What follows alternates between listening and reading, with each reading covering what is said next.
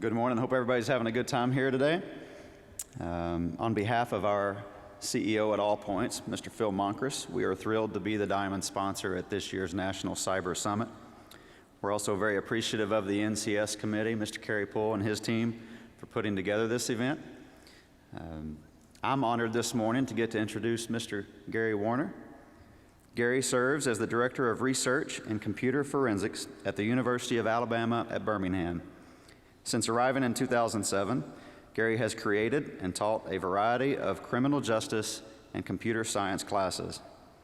Gary directs the UAB Computer Forensics Research Lab, where a staff of 90 researchers and programmers provide intelligence and analysis regarding malware, financial crime, online fraud, and social media use of terrorists and cyber criminals to their research partners and intelligence clients. Since 2018, Gary has also served as the Director of Intelligence for Dark Tower.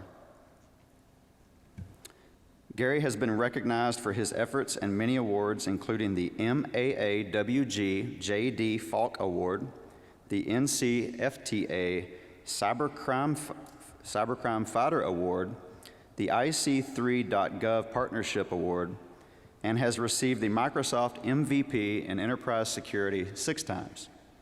Ladies and gentlemen, please welcome Mr. Gary Warner.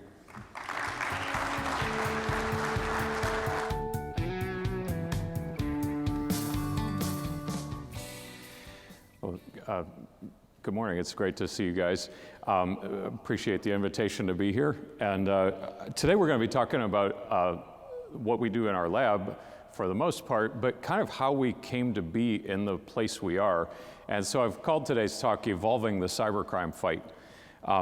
As was just mentioned by our sponsor, we've got 90 student analysts and programmers in the lab working on a variety of issues, mostly in financial crime analysis, and more recently following the social media to where other types of criminal behavior is happening. We do partner with a company named Dark Tower.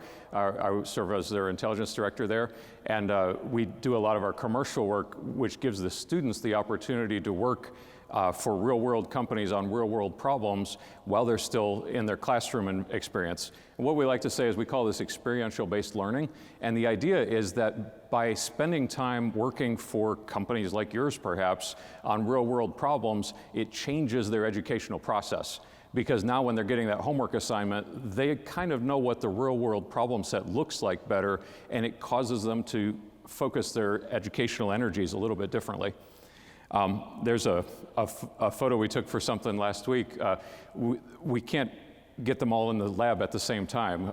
My students work 20 hours a week, and we've got 90 of them, but technically I think we only have about 50 chairs. So, we have a pretty great lab and a great team of employees. So I'm going to structure this talk kind of in a series of key statements and questions that people asked me along the time. This was from my friend Dan Clemens. Dan, I called him because I was working as an IT director in an oil and gas company at the time, and we got hacked. And I'm trying to figure out why were we targeted, what's going on, how did this happen? And Dan's like, why don't you ask him? I'm like, what do you mean, ask him? And he goes, well, you know, he's doing website defacements, so he probably is a member of attrition, and you could find him on the Undernet channel on IRC. And I'm like, what is all those things you just said? And that was really my first experience, this was in 2000, was the idea that if you really want to know what the criminals are doing, you should go to the place where the criminals are and just, ask them. Literally, I went in and found the criminal we were talking about, and I said, hey, you hacked my employer. How did that work? I'm going to get fired. And he goes, dude, I'm not trying to get you in trouble. Let me show you. And he walked me through the exploit. And I'm like, okay, that was interesting. But it really changed in a fundamental way how I thought about future cybercrime and attacks. After that, we started hanging out where the criminals hang out. Working in partnership with some of our law enforcement friends, we joined forums of hackers in China and Brazil and Turkey and Pakistan and Saudi Arabia and Russia and Iran, and we're just hanging out there, taking notes on what's going out there and learning and sharing with our law enforcement and intelligence partners the things we learned. And it seemed pretty useful. A couple years later, my favorite FBI agent, I have to confess, he's from Mobile, so he's an Alabama guy, but it's Mike Eubanks. Mike came up and was working on some phishing issues with me and says, I'm thinking of studying Romanian. And that was such a cool thing for an FBI agent to think, I'm going to go become fluent in a language I don't know so that I can understand this crime better. It really impressed me. And then John Kathanik, who at the time was working for PayPal, John now runs investigations for Coinbase, great guy. John says, let me tell you a story about Romania. He says, we're having a huge problem with PayPal being hit by phishing attacks from Romania, so I went to meet with the Romanian National Cyber Police. And they said, well, we can tell you what the problem is right now. Go look at the coffee pot. Okay, he goes over to the coffee pot. He says, see the jar next to the coffee pot? Yeah. He says, it says for paper. That's what the Romanian words mean. And the guy's like, okay. He says, we can't prosecute your case because we have to print a copy of the charges and we don't have any paper. And John's like, I can fix that. And a couple days later, this pallet of office supplies with new copy machines, new laptops, paper, a lot of paper arrives, and all of a sudden, PayPal's getting great law enforcement cooperation in Romania.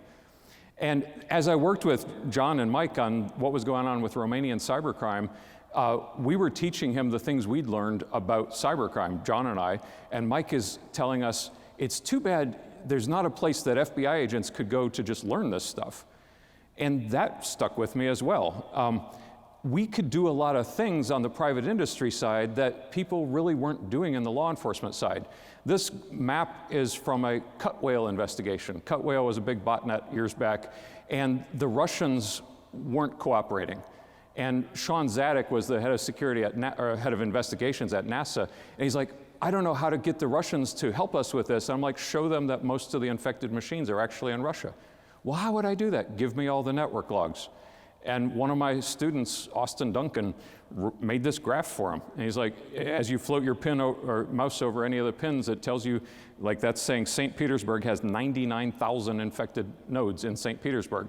They sent that graph to Russia and got invited to come and have a talk about how they could get rid of this botnet. And those kinds of things are things that a lot of law enforcement people are not prepared to do.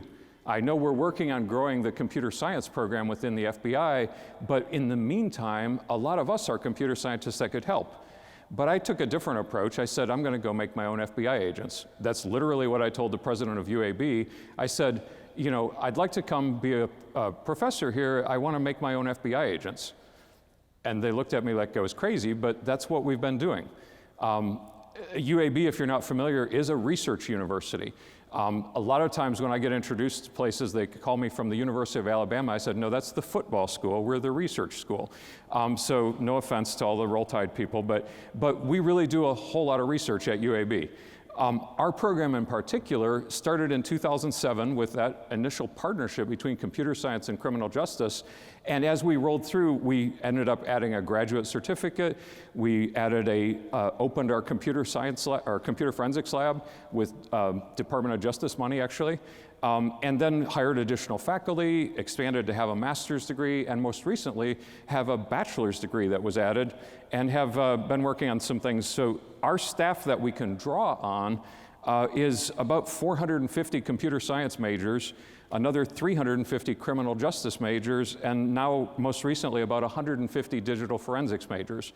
So those don't all work in my lab, but they're all in the program, and we can call on those resources when we need them. In my research tree, most recently, I've been focusing bottom right, what we call open source intelligence. But in the past, our program grew through a lot of other things. We did a ton of malware analysis, including working with Centaur, one of the great Huntsville companies, on the DARPA Cyber Genome Project, and had a spam data mine. Our idea with spam, we tell people the joke, what do you do when you get a spam message? And people say, delete it. And I said, great. In my line of work, we call that destruction of evidence, because those spam messages turned out to have a lot of clues about the ways that malware and phishing attacks and now data breaches are all being conducted. We spun a company out and sold it to PhishMe in the phishing space, but again, right now, we're really focused on open source intelligence. We are proud to be a center of excellence in information assurance research, and we're part of the Scholarship for Service program, so we have several students, including Hatch down here, looking for a job. Hatch is one of our great students in the SFS program, and part of that is he needs to serve on government positions after he graduates, but that's been fabulous to be able to attract more high caliber students. And of course, part of this is that we're struggling with is we keep getting asked about the workforce problem. As you all know, this is a map from a site called cyberseek.org. DHS funded, updates the map, I think it's weekly, with current vacancies in cybersecurity. Right now we're looking at 313,000 cybersecurity vacancies. 3,800 of those are in Alabama and 2,200 of those are in Huntsville. And what I keep saying is we can't graduate our way out of that problem. If every person studying computer science in the United States today were to graduate simultaneously, we couldn't even hit 10% of that number, even if they all chose to go into a cybersecurity field, which they're not going to. There is no way to graduate out of that number. And people say, well, then what should we do? I said, we should work smarter. If you take one of my graduates, they can do the job of 4 of those people. I have a fundamental disagreement with some of the training modules that are being used where I say what you're building is firewall monkeys and what you need is people who can think. And that's really the way I think we need to solve this problem is we need smarter people thinking about the problems. We don't just need to churn up more warm bodies that can configure a firewall. Anyway, that's one of the problems I'm dealing with. The other problem though in academia besides workforce development is how do we connect what we're working for in this space in academia with what you guys in law enforcement and industry need. My next fundamental question was Peter Cassidy from the Anti-Phishing Working Group said, how do we make academics care about what industry and law enforcement care about? And Brad Wardman, who's one of my former students over here, Brad's actually runs a conference now for the APWG that's called the E-Crime Researchers Summit. And the concept was, what if we had an academic conference where the papers got accepted only if a law enforcement person thought it was a good paper, an academic thought it was a good paper, and someone in industry said that would solve a problem I'm facing? And the idea is to get rid of this ivory tower concept of academics writing papers that make themselves happy and get themselves tenure, but don't actually solve any real world problems for anyone. And so we stood up at conference with Peter's help and the APWG's help just to address that problem. Now, when the Merchant Risk Council heard about that, they said, well, we've got the same problem. The Merchant Risk Council is all of the large online retailers, people that do at least $1 billion a year of online sales. It includes places like Ticketmaster, but also Apple and Sony and different places. Carmen Honecker, that's their chairman right now, said, well, we have the same problem. How do we get academics to care about fraud in the retail space? And so we tried to put those two together. I actually would go to MRC Platinum member meetings and they would let me set up a little booth that said, what do you wish academics knew? And then I would take notes on it, and then I'd go to the APWG conference and say, here's what the people at the Merchant Risk Council want you to know. And I wonder what's going on in the defense industrial space that would be similar to that. Are there places where you guys are actually having open communications with the people who are doing the academic research is going, no, this is what we need you to be solving. And I know there are, but we still deal with the restrictions that a lot of what you're wanting us to solve, we're not cleared to talk about. But that's another problem. I was happy to hear the FBI representative earlier, our executive assistant director, talk about the Kellehouse case. There's an interesting thing. I was supposed to be presenting about the Kellehouse case at the National Cyber Forensics Training Alliance in Pittsburgh right now. And instead, one of my graduate students is up there presenting that, co-presenting with the FBI case agent that worked that case. Andy Dodd was the case agent, and my lab has a malware research focus, and we were saying the top spam botnet right now is Kellehouse. It's sending 4 billion spam messages a day, and most of them are trying to infect people with malware. And we have to make it go away, and no one was listening. And so I had a hissy fit on an FBI mailing list, and I said, I'm now taking over this mailing list. It's now called the Kellehouse Must Die mailing list. You will see messages every single day about what Kellehouse is doing until you help me crush this thing. We put together a working group. We had 18 companies that came together, and one of my graduate students ran a weekly call every Tuesday afternoon What did we learn about Telehost this week? What do the law enforcement people need to know about Telehost this week? And we kept doing that until we had an arrest package put together, and the US attorneys from Connecticut and Alaska came to the lab with their agents and said, okay, have we got everything we need? What else do we need from industry to help us arrest this guy? And we did it. He'd been doing malware. Jeremy, that some of you will know from Mad Security, used to run a Wolodak tracker. This is the same guy that was doing Wolodak almost 8 years ago. Stormworm, Wolodak, and Telehost were the same guy the whole way through, Peter Levashov, and he got arrested when we took a passionate approach at communicating and sharing data across the industry with law enforcement to take the guy down. In malware analysis, if you take classes in it, you'll hear them talk about static analysis and dynamic analysis. What I was just describing there is what we call contextual analysis. And I tell people it's an important part of the work that we do. I actually just heard Brad use the term ecosystem analysis, talking about this with someone out in the exhibits. But it's the same idea. It's not how does this malware behave, and it's not how is this malware constructed. It's what crime does this malware help us to commit, and how has it changed over time. We call that a longitudinal malware analysis. And so here's an example with TrickBot. TrickBot's a current hot banking Trojan. And TrickBot, what we were doing is every day we would self-infect, we would monitor and identify all the command and control infrastructure, and we would map it over time. And we put all of the findings in a database so you could run queries like from January 1st till February 10th, what C2s were most frequently used and by how many versions of TrickBot.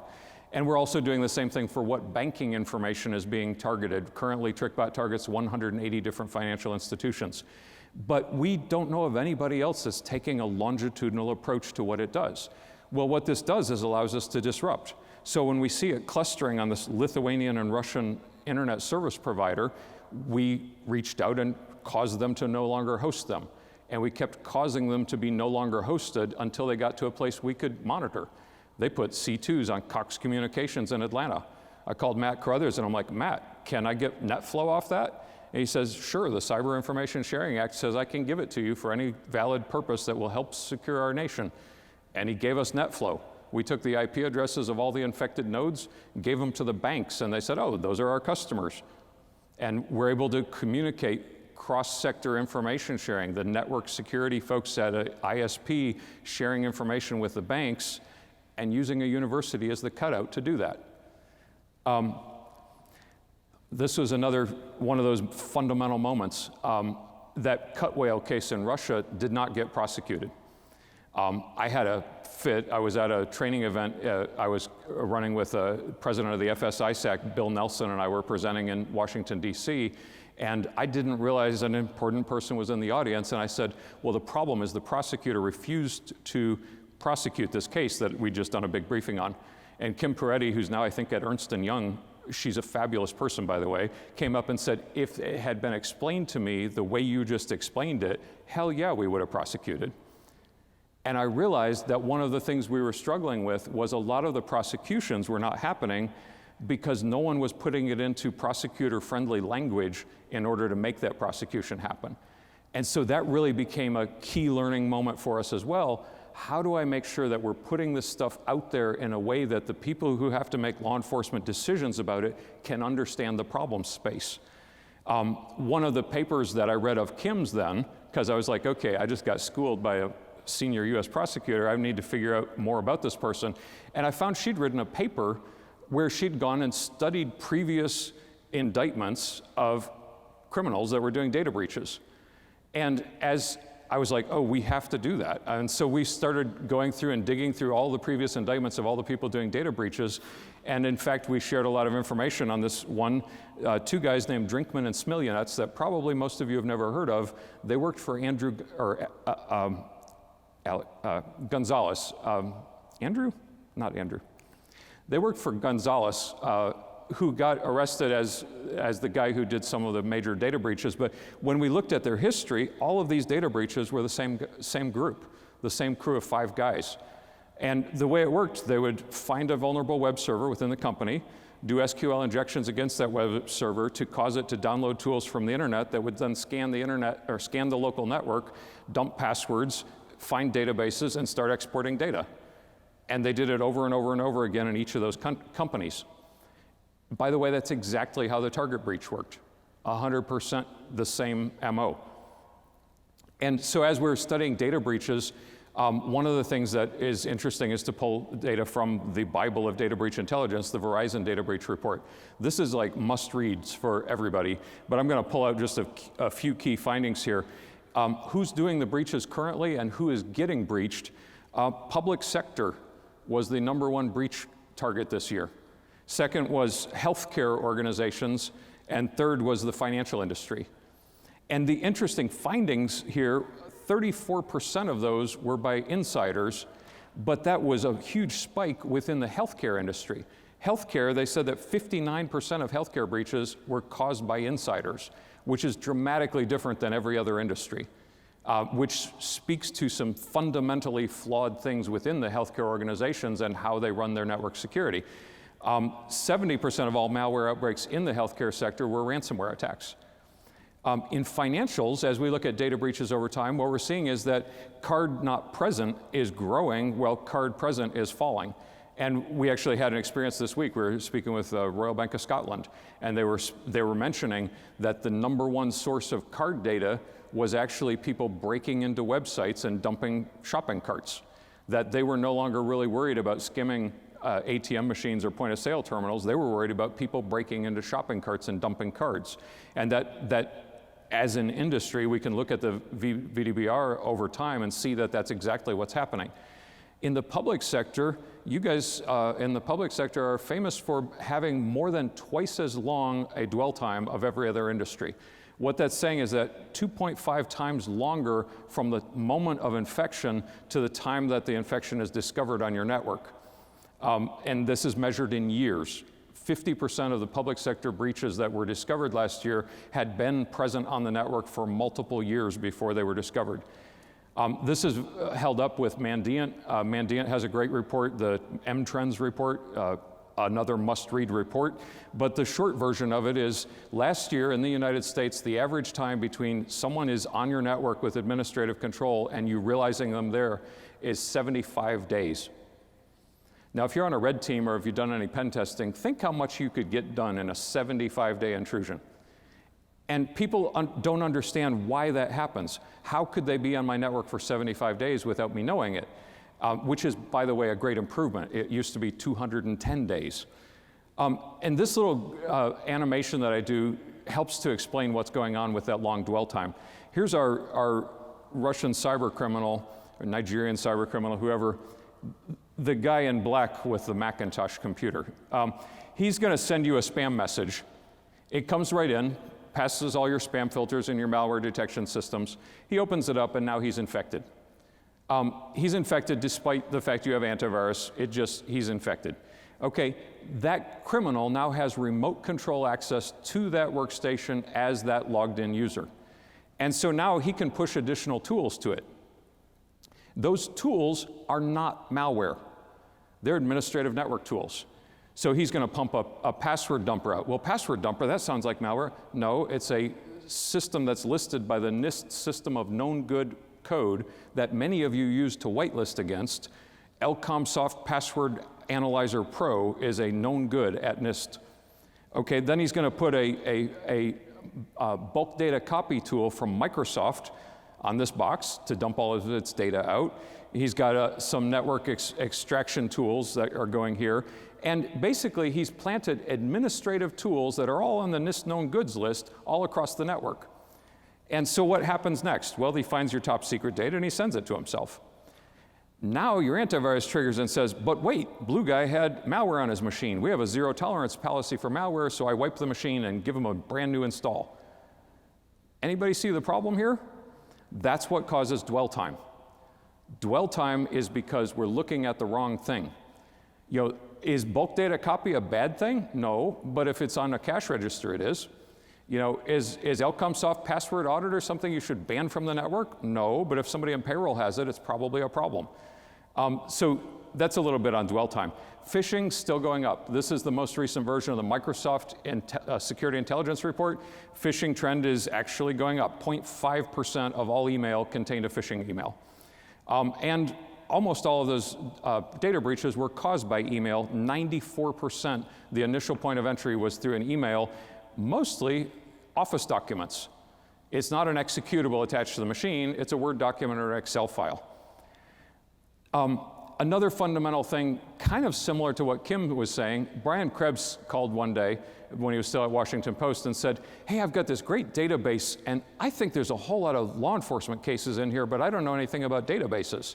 And I'm like, well, we'll host the database for you if you'll allow us to give access to it. What's it about? It's a drug database, okay? We're gonna give access to the DEA, the FBI, and the FDA, remote access to the database hosted in my lab, but we'll give you access too, Brian. Okay, it was the GlavMed database. This at the time was the largest pharmaceutical spam campaign that was out. You guys might recognize that website from things you may have clicked on in your spam. But the database contained proof of $141 million worth of illicit drug sales to US citizens. 840,000 orders from 640,000 US households with full details. What website were they on? What did they order? What credit card did they use to pay for it? Where was it shipped? What's the US Postal Service tracking number of the delivery? Everything that you needed to know about this sale was present. And we did some cool analysis with it. But that cool analysis started with me understanding that I'm not a drug chemist. And this is a critical thing when we're talking about intelligence. There's this cybery thing that says, I'm cyber, I'm so smart. I'm smarter than everyone. I am cyber. And so what they do is they don't bother to talk to experts. And we're trying to break that habit. The first thing I did was I said, hey, we have a drug chemistry lab at the university. The head of our forensics program is a forensics drug chemist with DEA certifications to work with any kind of controlled substance. Let's bring her up here. And what we started doing, we built a partnership that led to doing spam investigations under contract to ICE. We've done work for the FDA, tracking spam affiliate programs and what pharmacies were being sold there. And currently, we're working for DHS, S&T, and Facebook, helping them to identify opioid sales on the internet. And part of that is the fact that we realized we need drug chemists in here. So this is a report from the DEA, Slang Terms and Code Words, a reference for law enforcement. And that's their list of fentanyl terms that they want law enforcement to be aware of. And one of those things that they need you to be aware of is that Goodfella and Tango and Cash are terms for fentanyl. Okay, well, Goodfella and Tango and Cash, those don't sound like fentanyl to me. We found that that was from a New York Times article in February of 1991. Those terms were stickers that were put on drugs that were being sold in New York and New Jersey by a particular criminal at a particular time, and once he killed 20 people with them, he stopped distributing them because he got arrested. The terms have never been seen in the wild since 1991, but they've been in every single edition of the DEA terms dictionary that people should be watching for. What we also found was that some things, they may be a valid term. For example, the word horse is used to refer to heroin. If I'm on a wire and they're talking about horse, it's useful to know that they probably mean heroin. Go to Google sometime and Google the word horse to try to find heroin. Not gonna help. And so what we did is we brought the drug chemists, we brought in and worked until we had 1,600 terms that a chemist or a scientist might use to describe fentanyl or opioids. And then we categorize those by, if I do a search on the internet for those terms, will it lead me to sites selling drugs? Will it lead me to criminals talking about drugs? Or will it not actually be a useful search term? And then one other important tip, we only search in Bing. Why is that? Well, Google paid a $500 million settlement for advertising illicit drugs. They had to pay the DOJ $500 million because they were profiting from the ads selling drugs. Microsoft never did. And so you can find 20 times as many illicit drugs on Bing as you can on Google, and that's a useful thing if that's what you're trying to do.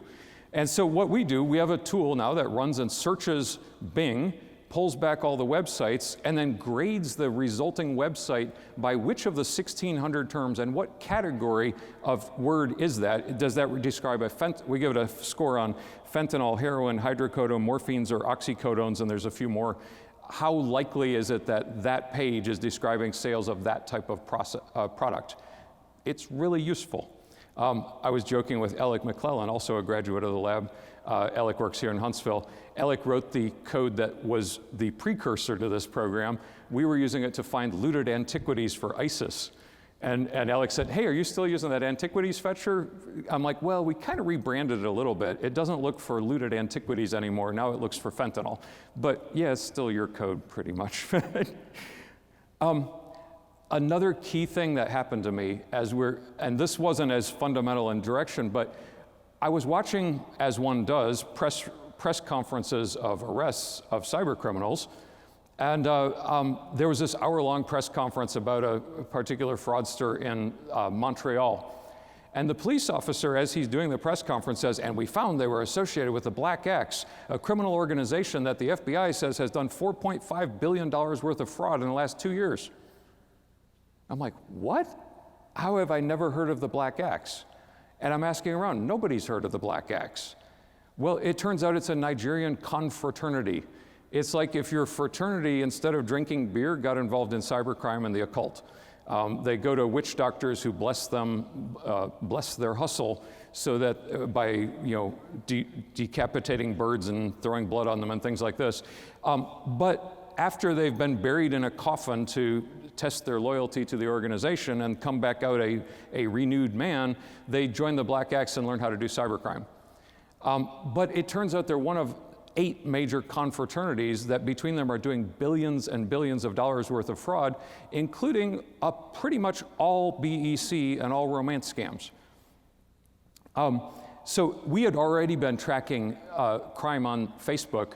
This is a Facebook group with 10,400 members, and the cover photo there is illustrating the purpose of the group. We take a stolen gift card, we go shopping, we take the laptops and phones that we order, we deliver them to our complicit mules, they reship them to us, and then we sell them. That's what this group is about, 10,400 members. And the interesting thing is I'm looking in these groups, Facebook recommends, if you're interested in that group, here's some other groups you might want to join. So we did. And as we join these groups, like here's one called Young Money, Cash Money, which is dedicated to mobile deposit fraud and carding, which is buying stolen goods and selling them on the internet. Here's some photos recently, photos of people's bank accounts, FedEx tracking numbers and boxes of iPhones that this one guy has a reputation for delivering. But how does he get all those packages delivered? Well, for that you need true love. So these same scammers are doing that. This is a group called Mobile Deposit Fraud Transfer, ACH Transfer, Bill Pay, Transfer Credit Card Top Up, NEG. And the post there says, I'm selling accounts on Plenty of Fish, Match, Chemistry, Christian Mingle, and JDate. They're selling dating accounts, but the group is about mobile deposit fraud. Well, if you need a date on the internet or a guide to imitate, it turns out generals and military people are key. So I was doing this demo for somebody. I said, I bet I can find Facebook romance scam accounts for every 4-star general in the US Army. And you're like, well, how long would that take? I'm like, 3 minutes. And so here's Joseph Votel 3 times, and Raymond Thomas a few times, and Thomas Waldhauser a few times, and Scaparrotti Curtis. By the way, I played Words with Friends with Scaparrotti Curtis the other night. I was in lightning mode, and Scaparrotti Curtis was one of the other players. And now as I play lightning mode Words with Friends, frequently one of my co-teammates will invite me to play, and the first question is usually, are you married or single? Followed by, where do you bank? I'm like, okay, but yeah. This one was the Facebook profile of Raymond Thomas. His Facebook profile says he lives in Washington, D.C., and he started a new job at United States Army. And there's a comment there from Sylvia Carpenter, you are mine. This is Sylvia Carpenter from Moundsville, West Virginia. The general explained to her that they're having trouble delivering supplies to their men, and people are dying in the Army because they're not getting the supplies they need. And what they really needed was some money to help get local trucks rented so they could deliver supplies. And Sylvia's a good American, probably a Republican. She wanted to help. And so she gave her entire life savings to the general. Isn't that sweet? People need to help their military. What else do you need to be a romance scammer? Well, this guy's selling all of the things on the left are romance scams, like Match.com, Plenty of Fish, Christian Mingle, Connecting Singles, Arab Dating, Million Singles, Cougar Life. Then in the middle, he has his spam sending tools, webmail, SMTP, SOCKS, and all of his tunnels and PHP sites. And then on the right, he's offering document editing. He can make it look like you're holding a photo that says, "Dear Jane, I love you forever," when you were really holding a clipboard or things like that. He's a member of a group called Latest OG Spammer Loader and Gangster Forum. And just some of his vocabulary, he's offering fresh company checks.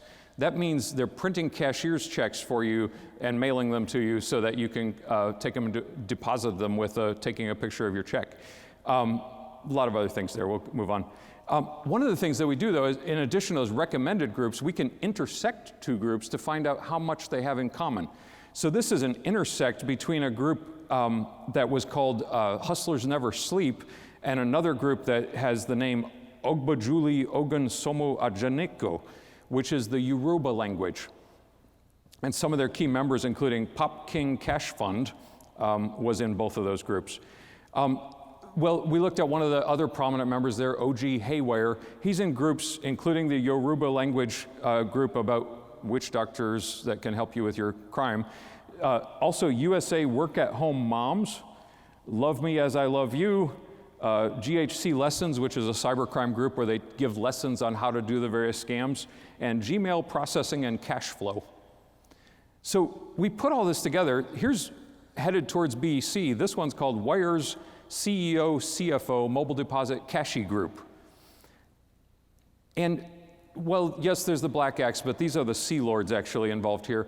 These guys are doing business email compromise. Our FBI speaker earlier also mentioned Operation WireWire, where we'd arrested over 70 criminals around the world, including quite a few in Florida. But what is business email compromise? According to last year's IC3.gov report, they had received actual losses of $676 million in reported losses to BEC, making it the #1 category of financial crime. And #2 was romance scams with $211 million in losses. Just in Alabama, victims of romance scams had complained of $9.9 million worth of fraud just in Alabama, just in 2017. That's 1,000 victims losing about $9,700 apiece. Again, the FBI calls this a $12 billion fraud. 19,300 US-based businesses lost $1.6 billion. And it's not individuals, it's crews. This is about those Sea Lords that I had the picture of just a moment ago. This is a report from SecureWorks giving out the different roles that are played by the different people in a business email compromise. Someone has to run the malware, someone sends the spam, somebody has to monitor inbound emails to find something they can build a template on, someone has to send that template-based email to try to get you to move the wire transfer orders to a different account. Someone has to make realistic cloned websites that you can use to help build your cover story, and then someone has to have the mules who will walk into the banks and set up the bank accounts for you. In Africa, they don't use those terms. The African version of that, they refer to people that are the guy who's the victim, they call him the MAGA. That means fool, actually. The guyman is the person who's going to interact with that person. The person who sends the spam, they don't use the word spam, they use the word bomber. And the OGA, the boss that's running this whole thing, is going to hire faker makers who might work for different groups at different times. A faker maker makes the fake hospital website or the fake law firm website or whatever you need to justify your story. Here's a key thing. This will pay for the entire conference for some companies. When one of your customers or employees gives up their user ID and password to their email account, we tell them they should reset their password. We might require it, we might do it for them. But what we haven't ever been doing is responding to this. After the West African guy gets into your box He sets rules in Office 365 or Gmail. This set of rules says, if you get an email that contains any of the following words, payslip, direct deposit, invoice, payroll, payment, wire, transfer, credit, or card, send the message to jackiezoo1967@gmail.com. Changing your password does not get rid of this rule. And a lot of people have a compromise, 10 or a dozen or 50 people in their company give up their password. All of them have this rule put in their mailbox and nobody realizes it. And so the criminal is still receiving any financially oriented emails for that employee even after they change their password. Wow, I'm out of time. Okay, in that Operation WireWire, one of the key things was their Facebook friends. The people in the circle were indicted in Operation WireWire. The people outside the circle are people who work at banks.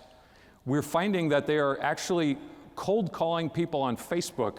They'll do a Facebook query, who works at my target bank? And then they'll hit them with a message, just cold out of the blue messenger message. Hey, you work at the bank, I need accounts, I'll pay you $100 account. And they're signing up. I've always regretted, I joined Navy ROTC as a freshman and I dropped. I fell in love and I didn't want to be in the military. And I've always regretted that. And Colonel Grimes, one of the key things for me too was, he told me, your lab is your way of serving your country. And one of the things that we've been doing is building these tools for monitoring social media. We're trying to find ways to give back to your community, to all of us. One of those is that we're doing work in terrorism, and I'm going to go really fast through this example. The same tool and technique here is what we're doing through Dark Tower for all of our commercial customers, but I'm going to use the terror example here. This is a website called Rasala. It's if you're a West African who wants to know what's going on in terror, this is the place you would go to find out about it. Our collection plans know that about 10 different terror zones in the world. We have collection plans for each of those 10. We take the links in this post and we go try to find someone on Facebook talking about it. Sultan Subagtakan just posted a link to that Rasala post. It was liked 81 times. We have tools that will take the 81 people who liked that and go fetch all of their profiles. It will go get all of the friends of those 81 people, all of the pages they've liked, and all of the groups that they are members of, and intersect them. Here's one of the highly intersecting accounts that was not one of the 81. If you have a friend who has an ISIS flag as his profile picture and another friend who has Osama bin Laden as his profile picture, you might be a bad guy. That's the concept. He also has a line in there that says t-me/join chat. That's a private chat join code for joining a Telegram channel dedicated to terrorism. We joined the channel from one of our burner phones. It has 877 members that are talking about terror in that channel. Oh, and by the way, once you're in, now you're a trusted member, you see the join links that they're sharing for all of their additional channels, and we're harvesting all of those. Same kind of example, social intersect from a current terror post, 42 likers. This is what the output of that looks like. So the guy at the top has 91 other friends in that group who he has in common. So those down the list, 88, 86, 85, 84. Between those 43 people, I'm sorry, this is the previous example, between those 75 people that we could get friends back from, because their friends were public, we're not violating anybody's privacy, their public friends, there were 53,000 friends. Well, we can't go review 53,000 accounts, but the fact that somebody's friends with 84 people on that initial list makes him a person of interest that should deserve a higher level of scrutiny. That's the main thing. Take a fresh terror post, go find it on social media. Here's two more examples. And I'm really running low on time, so we'll skip through. Anyway, we use the social media tools not just for looking at banking, not just for looking at business email compromise. We're also working in areas of fraud, but I wanted to share some of the terror examples here just in case they were useful to anyone. By the way, why are the little yellow words highlighted there? We had some orange words highlighted there, the highlighting. We call that visual keyword queuing. If I have analysts who don't speak the language, I have a list of terror keywords in 11 different languages. If any of those words appear on a Facebook page, it lights up in color to let the non-native speakers know that that's a terror word. We do the same thing with our chemistry stuff. Those 1,600 keywords, we have visual keyword queuing for all of the people doing drug review. So if a drug formula pops up on the screen, they don't have to know what it is. If it's pink, it's fentanyl. If it's yellow, it's an opioid. And I don't have to have as many chemists. It's a way we can dumb down the process where non-chemical trained people and non-terror trained people can review content and have, oh, lots of yellow and orange words, terror. And then queue that for translation, but only queue the things for translation that the visual keyword queuing indicates. Yeah, this was the new Abu Bakr al-Baghdadi video. Here's a guy that his page was liked 149 times. Okay, well, who were the other people? That post was liked 149 times, but the page he liked it from was liked by 9,570 people. What other things do those 9,570 people also like? It leads to lots of terror. Anyway, my little quote that I hope will help you evolve as a cybercrime fighter is we have to collaborate and we have to communicate. And what we'd like to do is see if any of you are interested in joining the many companies that we've partnered with in the past or are currently partnering with. And I really don't have time for questions, but the trick to getting invited back as a speaker is when it hits 0, we say thank you very much.